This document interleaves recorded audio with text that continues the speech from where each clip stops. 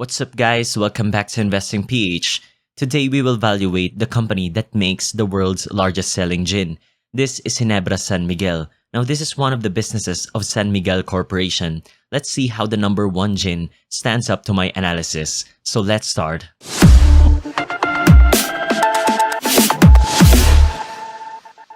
Again, the contents of this video are for educational purposes only, which cites my own thoughts and opinions and should not be used as basis for your investing decisions. So before we start, be sure to hit that like button to support my channel. Would really mean a lot to me. And if you still haven't yet subscribed, might as well click that button as well. Now all of the data mentioned in the video is in the company's website. I suggest you check it out guys.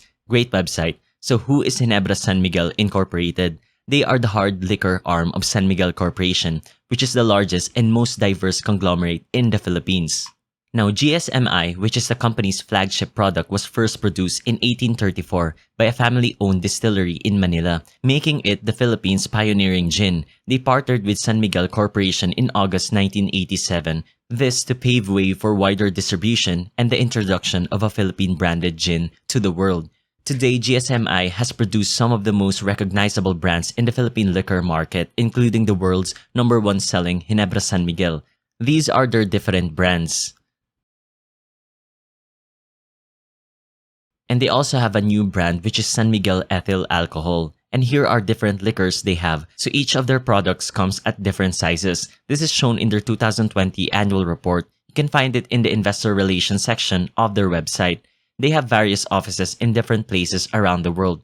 This to bring quality Filipino products with vast distribution network. So this is their conglomerate structure. Here are the companies that are under Ginebra San Miguel. You can pause this if you want, maybe you know some of them. For their shareholding structure, San Miguel Corporation holds 78.27% of total shares and 18.44% is owned by the public and 0.10% is owned by their directors and officers. Now for the current news of the company, they started 2021 strong. This was driven by sustained equity of core brands and high volumes, which brought net sales to be 52% higher compared to their first quarter of 2020. With that, let's proceed to their financials. Again, we would still be following our checklist in evaluating this company. Now I can't emphasize more how important a checklist is when evaluating companies. Just like a captain of a ship or a pilot of a plane, going through a checklist before taking off. Same goes for investing in companies. You have to go through it before even investing in a company. Now to further understand my checklist,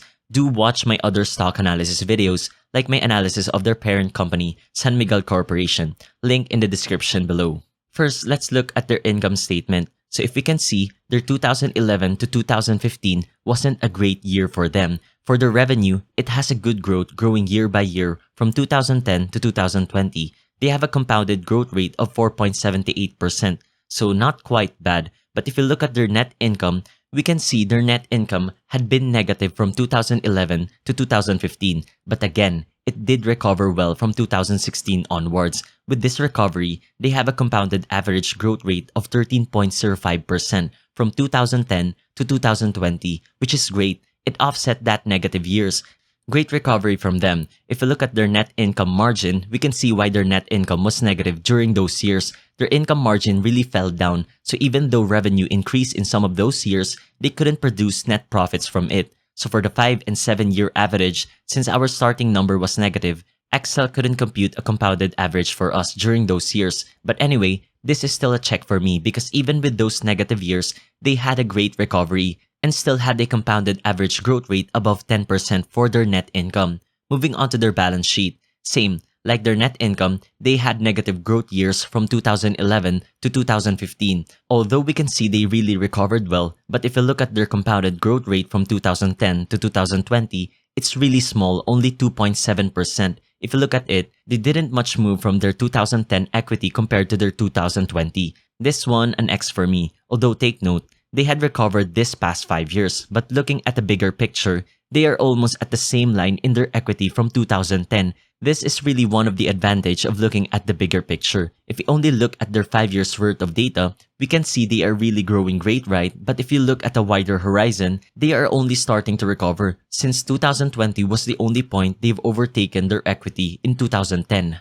Moving on to their ROE growth. For this one, we only look at their 5-year average. Now, as we've seen a while ago, they had recovered this past 5 years. So I think their ROE would do well. So their 5-year average is at 17.9%. So quite high, which is a good sign. So it's a check for me. Anyway, ROE tells us how well the company is using equity to produce net profits. So a higher ROE indicates this company is using well their equity to produce net income. We can really see this past 5 years was really a good recovery for them. Now again, don't just look at ROE blindly, for a company can increase ROE when they are relying on too much debt. So we go to our next valuation, which is the debt to equity ratio. With this, we get 0.70, so really low, since what we look at here is for debt to equity to be below 2. So this can tell us that they aren't relying on too much debt. By the way, I don't have a competitor for them, though I wanted to compare them to Emperador. But Emperador is a brandy and this one is focused on gin. So I thought I'd just create in the future a stock analysis for Emperador,